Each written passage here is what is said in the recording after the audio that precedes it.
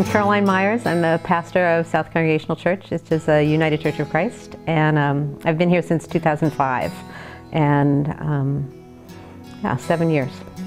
The church was gathered as a congregation in 1824, and the original building they started building then by subscription, so people essentially pledged to help build the church, and they brought down the foundation stones that you saw in the basement. They brought them down on horse cart from Pelham, so the stones came down from there, and they designed the church based on a model of one of the churches that was in one of the towns that was flooded for the Quabbin. And it was a pretty standard model in the time, and so you'll see a lot of churches in the area that look similar to that. So the original building of the church was erected, I think, finished in 1826. And the sanctuary was originally downstairs, and then there was a conflict in the church, so they created an upstairs and a downstairs gathering, and then in the late 1800s, the sanctuary was put upstairs and the downstairs was used for fellowship hall. And the church has been a real beacon. If you're riding your bicycle to get here, any way you come, you have to go uphill. And so I think that was really intentional, that it's in a place that you can see from a distance from any direction. And I think the idea is that you would look for that steeple, and you would look for the church and know where you were going to, and it would be that kind of a place of stability and security. So it was built stable and secure, and we're hoping to keep it that way. Since I've been here, the trustees who are in charge of the property of the church and the finances of the church have made it their goal, and they've put it on every agenda and every set of minutes to move towards zero energy net use. And so we've had that in front of us for quite a while, and so we've been working toward that in both large and small ways. The major work that we did in the capital campaign 4 years ago started with the energy efficiency of the building, so that we weren't losing heat out the steeple. For instance, we removed the outer walls of the sanctuary package and re-insulated the whole thing, and then put up new walls and new windows, and so that all of that is energy efficient. And then we've been doing things like changing light bulbs, and we've moved from paper products for coffee hour to using our china and using the dishwasher that we have. So there's a variety of things that we've done, both small and large, that we've been working toward. And then the idea of using a solar array became a natural outgrowth of that.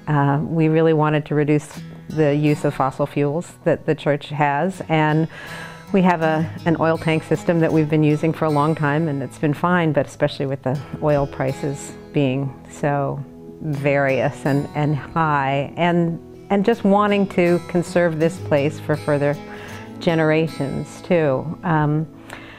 We had a group of people that was a subset of the trustees that really started looking at how we could do this effectively, and so the plan that they came up with was to change from an oil-based fuel system to an electrical fuel system, and then to put the solar array on the roof of the church in order to feed that system, in order to pay for that system. And so we figured that that was a way that we could actually do this cost effectively and efficiently, and that it would also mean that we were taking care of the people that will see this place on its hill for, the next 100 years, that it would be a place that would be wisely using the resources that God has given us, and that it would be a place where we could say, we want this to be a place of gathering and a place of wholeness, a place where people feel that healing happens, and we're trying to be part of the healing of the earth in the process. My name's Dave Cody. I am a congregant here, and I'm also the general contractor that has undertaken the 4th phase of our 4-phase capital campaign, which started with great structural remediation and ended with energy conservation measures. When I joined, I did not expect this to be my role, and I actually did not expect to be the contractor doing many of these things that was certainly not at heart of why I joined. But shortly after joining, some of the older members of these other committees, the renovations committee and buildings and grounds and energy, and realized who I was and used me as a resource. Phase 4, we basically removed the exterior of the building on the main, the sanctuary hall or the front meeting house, and removed all the existing insulation from that post and beam framework that we exposed. And we did this largely from the outside to preserve the interior fabric of the building, because we didn't want to replaster, we didn't want to lose any of the historic moldings. And in fact, anything on the exterior facade, particularly the front of the building, the columns and some of the heavy moldings and things like that, where they weren't rotten, we did replace them. But we removed them to put them back up so that the exterior facade would look the same. After insulating the cavities, which we had discovered when we removed the exterior sheathing, that previous years' attempts to try and increase the insulation value of the building were haphazard at best, which is kind of the nature of trying to loose fill with cellulose through holes drilled in a building, because you have no way of verifying how complete your process is. So the exterior cavities were filled with spray foam, which is a wonderful material for both its insulation value and its air sealing properties, because in the drive to have a super insulated envelope, or the jacket, if you will, that keeps your conditioned space separate from the outside, the unconditioned space, air sealing is really equally important as insulation value. Because, you know, I often say that you could take a tent in the Arctic, and if it was completely air sealed, you would still be able to heat it to a very comfortable temperature because you're not changing the air. You know, once we had the building taken apart from the outside, in addition to insulating, we also upgraded all the windows to modern insulated glass double pane windows with, you know, new seals. They actually operate. They don't slam down on people's fingers when they open them, and they open, which was something that the old windows really lacked as a functionality. So, and then we increased the insulation in the attic as well to a much higher standard. You know, our building code requires us to go to R38 as a minimum, and R being a number that equates to sort of, well, in the simplest sense, it's how good your insulation is or how thick it is. So we added enough to come up to about an R70, which is literally double the code. And all of those things in concert, the air sealing, the insulation, the new windows, and putting in energy recovery ventilators so that the occupants would be in fresh conditioned air at all times, combined to create a super insulated shell that reduced our energy budget at the time by almost 40%, which is remarkable when you consider we did less than half of the entire structure. I mean, energy conservation, there's many different competing theories out there, and one of the ones that I have read is called, you know, it's buckets of energy. And the first greatest bucket that you can fill is behavioral change. So in the shoulder seasons, you use natural ventilation, natural temperature regulation. In the heating season, you would hope to have the most efficient way you could produce the heat for your building. And in the summer, you know, rely on the most efficient way you could to cool a building. And the better the envelope is, the lower your energy expenditures will be for either heating or cooling. Before, it was drafty and cold in the winter, and the heating system had to run constantly, and it was hot in the summer. And now it maintains a better temperature throughout. The fact that the windows operate allow us to sort of do some energy conservation through behavioral change.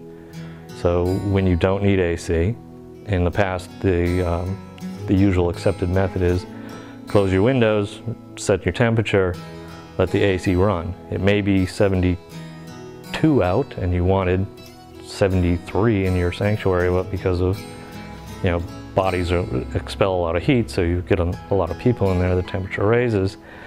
And the behavior would be, go to the wall, turn something on, use energy to affect your comfort. Well, now we can open windows and sort of do that same thing, but use something that does not require an energy expenditure. So at first, the passive energy conservation measures we undertook, the air sealing, the insulation, new windows, reduced the burden upon our existing heating and cooling plant or operating systems. So there were reductions in both the volume of fuel we needed to buy in the winter and the volume of electricity we were buying in the summer to run the AC. As we move forward and we add the solar panel system, and we are going to be changing from a fossil fuel-based heating system to air-sourced heat pumps, then the additional savings will come that we will generate all, if not more, than the electricity we would need to operate the building and all its systems. But that is only really possible in concert with this much more highly efficient heating and cooling equipment. So it's kind of, when you budget a specific amount per year and then you make changes to your plant facilities that all of a sudden require only a quarter of what the original budgeted energy expenditure, that leaves the 3/4 to start paying yourself back for all these improvements to your equipment that you've put in or the building envelope itself. The system itself works having both the electrical HVAC system and the solar array that are part of a total package system. We're funding the purchase of that and the construction of that through a mortgage that we've taken on the parsonage that the church has, the home that I live right across the street. So that's going to give us the money that we'll be using to pay for that initially, for the outlay. Then through the SREC program, the Solar Renewable Energy Credits, we will be receiving some funding back into the system through that. And then the money that we have set aside annually in our budget that typically goes toward fuel costs will be used to repay the mortgage. We've also invited people to purchase a solar panel in honor of their children, perhaps, or for an anniversary or for something special, and so that will help to defray the initial cost of what we need to take for a mortgage. Every year the trustees sit down and say, what are we going to need to project for fuel costs? We won't need to do that at all. Because we have a standing record of what our electrical costs are on a regular basis, we'll be able to anticipate that. And then the HVAC system will be a larger electrical cost, but we'll be able to anticipate that. And then the solar panels will feed back into the grid and we'll pay for it that way. As far as these projects sort of being economically viable in and of themselves and in a sense paying for themselves, there are many avenues for both a larger organization or an individual to use to make these projects affordable. And so, in particular to the solar energy, there are grants that you can get for installation. There are the continuing payments that are SRECs, or the Solar Renewable Energy Credits, which basically pay you for the power you've produced. These used to be called carbon credits or carbon offsets, and there was an open market where gross polluters would be able to buy these credits from the green producers, and in theory it all sort of helps to balance out. But usually it is, I think, the most compelling argument for putting solar energy or solar panels on your house. Number one, they're the only technology you can put in your house that will pay you back over time. And number two, no one likes buying oil, really. I mean, we are living in a world where, there's just so many negatives about it. Never mind the pollution that it produces when it's burned, it's where it's sourced, the demands upon our society, all of those things. So that if you really are going to care for your planet and the place you live in it, the best thing you can do, and for your wallet, is to put some technology on your house that is readily available that ultimately pays you back. From my own personal experience and the system I have on my own house, it took 7 years and it paid itself back. And the whole time, on any sunny day, the pleasure of being able to walk down to your utility meter and watch it spin backwards when it was mechanical, or having the digital ones, flash in a negative, is very viscerally satisfying. I would like to see everyone have enough solar panels on their house to take care of all of just the little things. Your refrigerator, your digital clocks, everything that just sort of remains on is in the background of your house. If everyone did that, then we wouldn't need to build more coal-fired plants. We wouldn't need extra nuclear plants, and it's very democratic because the power is on your house. So you are voting with your wallet that this is how I want to help conserve. You open the Bible and the first pages of it talk about God's creation of the earth and the care for the earth, and then care for the people to care for the earth. And so part of our role as God's people is continuing that care for the earth. I mean, it's the gift that we have. It's the place that we live that God's given us. And so it's a way to keep caring for that place that God has given us, and to care for the people that we share it with. And for the people that are going to keep sharing it in generations to come. It's all part of a bigger picture. It's not just about us. It's about everybody. And so that's our mandate as God's people, I think. And in the United Church of Christ in particular, two of the things that they talk about is that we're really intended to be a people of God's extravagant welcome. That God really welcomes us in. And if you look at this building as a place of welcome, to continue opening that welcome to people in a way that they see that we are caring for the earth and caring for each other and caring for generations that are yet to come. And for those who don't have the resources, that we're helping to make more resources available to others. That's all a part of what it means to be this church, and what we want to do for this community still to come.